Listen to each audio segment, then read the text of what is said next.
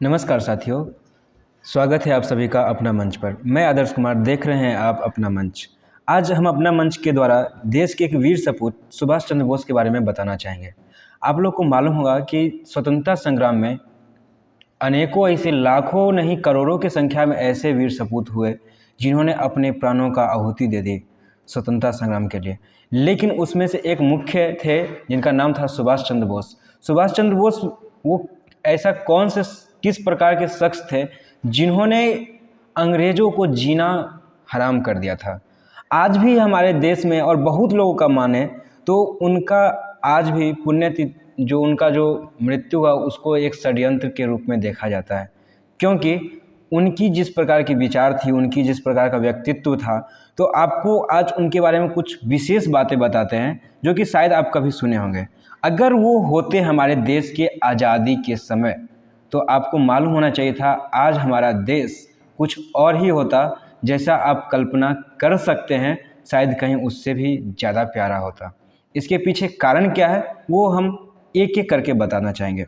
सबसे पहला बात कि वो एक ऐसे मात्र नेता थे जिन्हें हिंदू, मुस्लिम, सिख, ईसाई जितने भी धर्म थे उन्हें अपने नेता के रूप में देखते थे। उनका जो आर्मी बना था उस आर्मी में भी सबसे ज़्यादा अगर कोई लोकप्रिय थे तो वो सुभाष चंद्र बोस थे, और उनमें सभी धर्मों के लोग एक अहम भूमिका निभा रहे थे।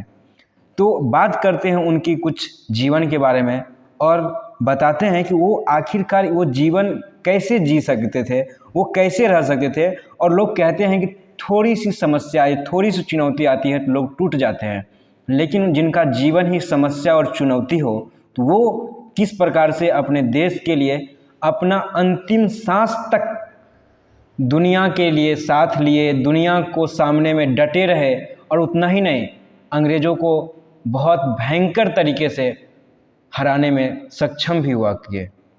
तो आज हम बात करते हैं सुभाष चंद्र बोस के बारे में। तो सबसे पहले मैं आप सभी को उनके जन्मदिन पे आप लोग को हार्दिक शुभकामनाएं देना चाहूँगा, और हम आज चाहेंगे कि आप सभी लोग इस वीडियो के माध्यम से कम एक उनका गुण अपने अंदर ज़रूर लाए, उनके बारे में ज़रूर पढ़ें।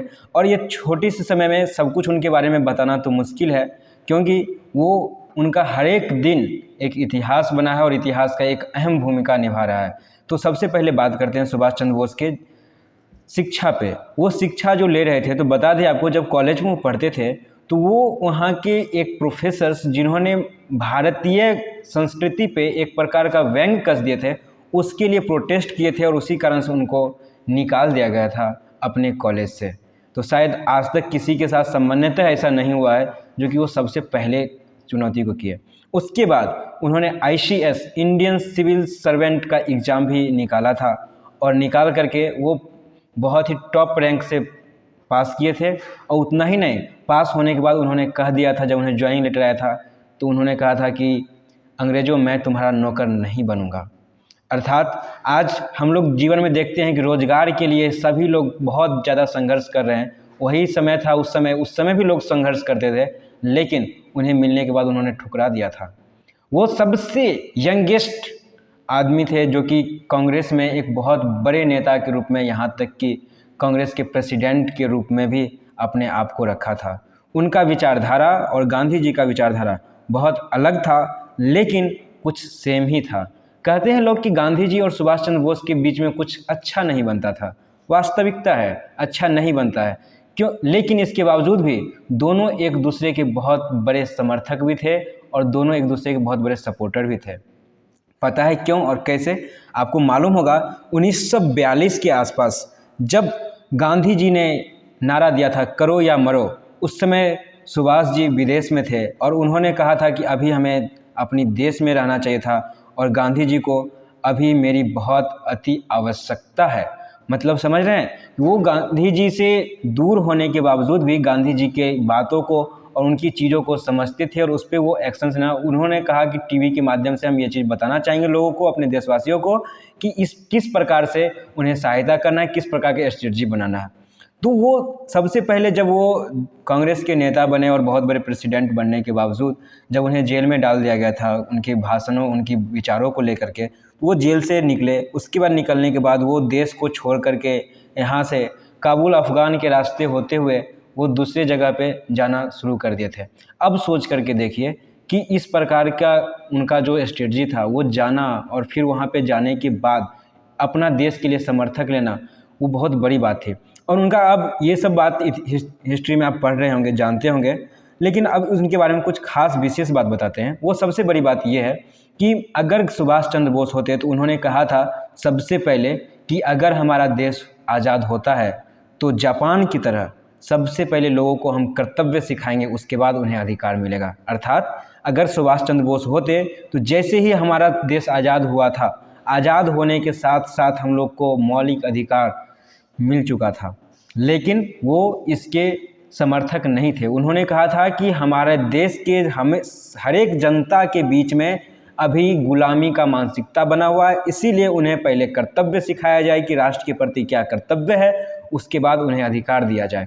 तो अगर ऐसा होता तो क्या होता, आज हमारा देश भी कुछ अच्छा होता, इस प्रकार का ना क्राइम होता ना कभी कुछ होता। उसके बाद सबसे बड़ी बात यह है कि अगर वो होते तो हमारा देश का बंटवारा नहीं होता। अर्थात जो आज अखंड भारत का हम लोग सपना देखते हैं, शायद वो देखना नहीं होता, क्योंकि वो वास्तव में वहाँ पे होता। इसीलिए मैंने आपको शुरू में कहा था, जैसा आप कल्पना करते हैं शायद उससे भी कहीं बेहतर होता।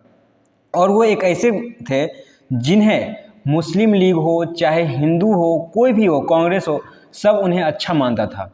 वो उनका एक व्यक्तित्व था, उनका एक विचार था, उनका एक ही विचार था। वो विचार ये था कि जो व्यक्ति जिस तरह से समझे, जिस भाषा में समझे, उसे उसी तरह से समझा जाए। अर्थात उनका नेतृत्व जो करना था, वो जिस तरह से लोगों को अपने ओर लाते थे, अपने अंदर वो समाते थे, उसमें उनका एक बहुत ही आदर्शवादी छवि उनमें दिखता था।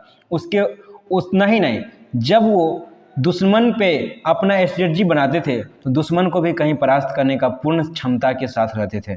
वो एक ऐसे मात्र आदमी थे जो कि हिटलर के सामने में बैठ के हिटलर का ही उन्होंने बताया कि आप में ये कमी है।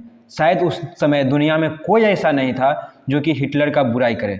वास्तविकता है, अगर उस समय अगर जर्मनी विश्व युद्ध जीत जाता तो शायद उस समय हिटलर का वाहवाही होता। क्यों होता? क्योंकि आज तक का इतिहास देखिए, जो इतिहास लिखा गया वो विजेताओं के हाथों से लिखा गया है। अर्थात जो आज तक पराजित हो गए उन लोगों को आज तक कभी भी अच्छा स्थान नहीं दिखाया गया। वास्तविकता ऐसा कभी कभी नहीं भी होता है। तो इतना ही नहीं, बहुत कुछ किए। और उसके बाद जापान में जब एटम बम अमेरिका गिरा दिया था, उसके बाद की घटना, उसके बाद उनका जाना इस दुनिया से एक बहुत बड़ी तकलीफ़। और ये भारत माता के लिए एक अनंत कह सकते हैं प्रेम, और वो अनंत उनके पास ऊर्जा थी जो कि आज तक वो बनी हुई है। वो सबसे ज़्यादा अगर किसी से प्रेरित थे तो वो हमारे युवा प्रेरणा स्रोत स्वामी विवेकानंद थे। और वो कहते थे कि अगर स्वामी विवेकानंद होते तो मैं उनके चरणों में ही रहता। मतलब उनका विचारधारा, उनकी व्यवहार, उनकी जो समझ थी, वो कहीं हमारे इस समाज की मानसिकता जैसे जातिवाद, धर्मवाद, लिंग, क्षेत्रवाद, ये सब से उनका बहुत ऊपर उठा हुआ था। और हम चाहते हैं कि आज भी हमारा देश में हर कोई सुभाष जैसा बने। इसी के साथ अपना मैं वाणी को विराम देना चाहता हूँ। जय हिंद, जय भारत, धन्यवाद।